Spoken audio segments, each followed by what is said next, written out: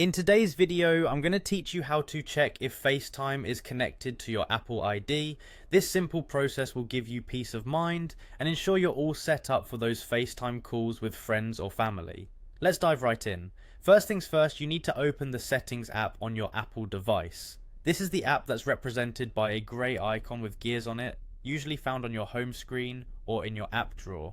Once you have the Settings app open, you're ready for the next step.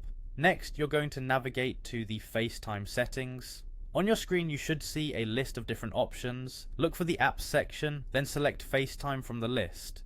This will take you to a dedicated page for FaceTime, where you'll be able to manage all the relevant settings for the app. Now that you're in the FaceTime settings, you need to confirm that your Apple ID is connected. To do this, look for a section labeled Caller ID or something similar. Here you should find information about the account currently linked to your FaceTime. It's crucial to ensure that your Apple ID is indeed connected, as this allows FaceTime to sync seamlessly with your other Apple devices.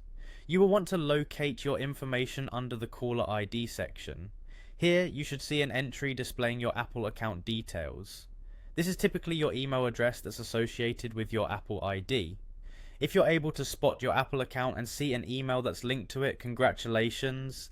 This means that FaceTime is successfully signed in with your Apple ID. Seeing this information confirms that FaceTime is primed and ready for use, connected to your Apple ecosystem, and ready to handle calls effortlessly. And there you have it, checking if FaceTime is connected to your Apple ID is as simple as that.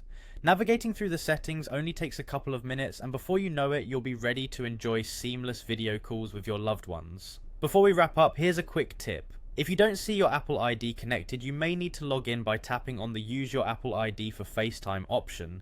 Enter your Apple ID credentials and you're good to go. This simple step can save you a lot of hassle if you encounter any issues. Thank you for tuning in. I hope you found this guide helpful and easy to follow.